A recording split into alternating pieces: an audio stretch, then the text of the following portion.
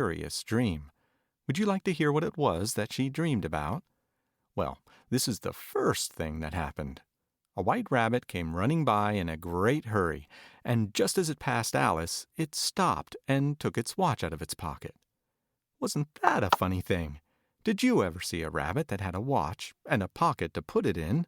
Of course, when a rabbit has a watch, it must have a pocket to put it in. It would never do to carry it about in its mouth, and it wants its hands sometimes to run about with. Hasn't it got pretty pink eyes? I think all white rabbits have pink eyes, and pink ears, and a nice brown coat, and you can just see its red pocket handkerchief peeping out of its coat pocket. And what with its blue necktie and its yellow waistcoat, it really is very nicely dressed. Oh dear, said the rabbit. I shall be too late. What would it be too late for, I wonder? Well, you see, it had to go and visit the Duchess. You'll see a picture of the Duchess soon, sitting in her kitchen. And the Duchess was a very cross old lady, and the rabbit knew she'd be very angry indeed if he kept her waiting. So the poor thing was as frightened could be. Don't you see how he's trembling? Because he thought the Duchess would have his head cut off for a punishment. That was what the Queen of Hearts used to do when she was angry with people. You'll see a picture of her soon.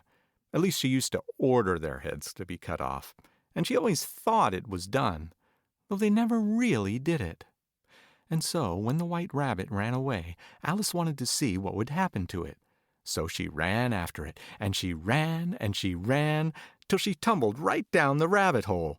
And then she had a very long fall indeed, down and down and down, till she began to wonder if she was going right through the world, so as to come out on the other side. It was just like a very deep well, only there was no water in it. If anybody really had such a fall as that, it would kill them most likely. But you know, it doesn't hurt a bit to fall in a dream,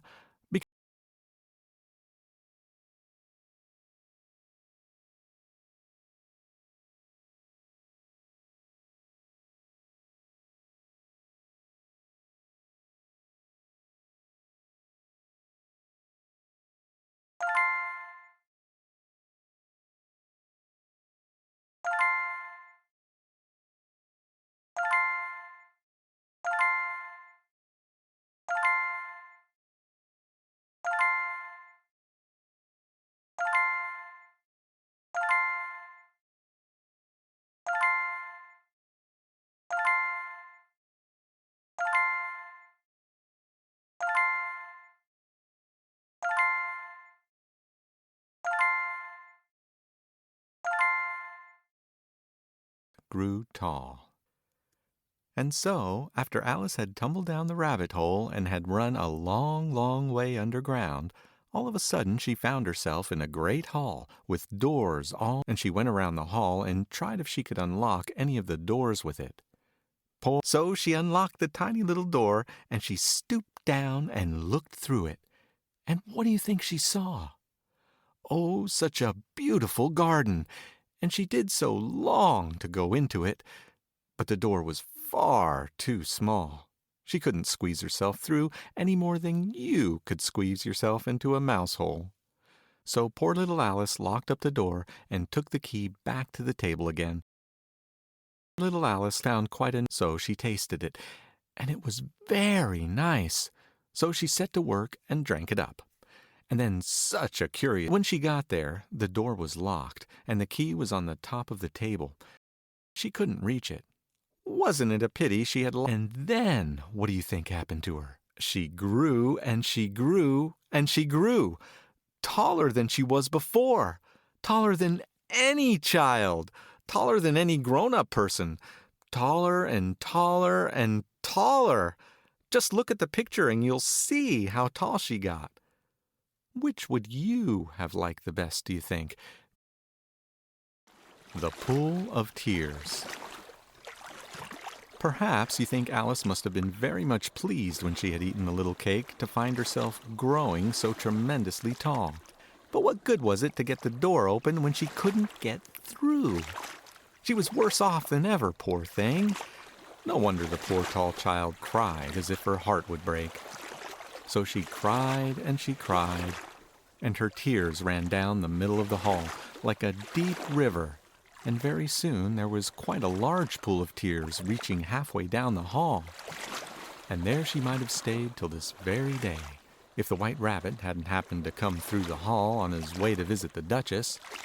He was dressed up as grand could be, and he had a pair of white kid gloves in one hand and a little fan in the other hand, and he kept on muttering to himself, "Oh, the Duchess, the Duchess! Oh, won't she be savage if I've kept her waiting?"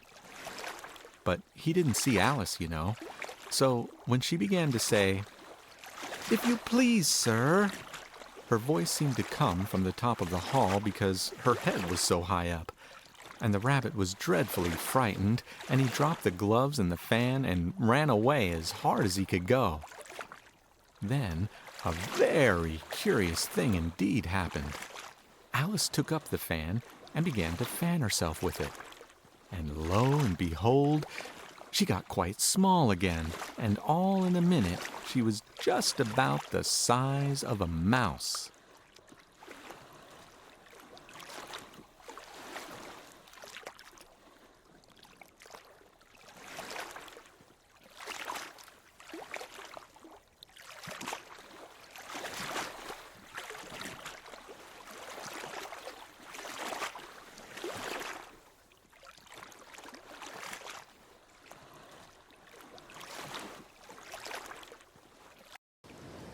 Now, look at the picture, and you'll soon guess what happened next. It looks just like the sea, doesn't it? But it really is the pool of tears, all made of Alice's tears, you know. And Alice has tumbled into the pool, and the mouse has tumbled in, and there they are, swimming about together. Doesn't Alice look pretty as she swims across the picture? You can just see her blue stockings far away under the water. But why is the mouse swimming away from Alice in such a hurry? Well, the reason is that Alice began talking about cats and dogs, and a mouse always hates talking about cats and dogs. Suppose you were swimming about in a pool of your own tears, and suppose somebody began talking to you about lesson books and bottles of medicine. The caucus race. When Alice and the mouse had got out of the pool of tears, of course they were very wet, and so were a lot of other curious creatures that had tumbled in as well. There was a dodo, and a duck, and a lory, and an eaglet, and several others. Well, and so they didn't know how in the world they were going to get dry again. But the dodo, who was a very wise bird, told them the right way was to have a caucus race. And what do you think that was? You don't know? Well, you are an ignorant child. Now be very attentive, and I'll soon cure you of your ignorance.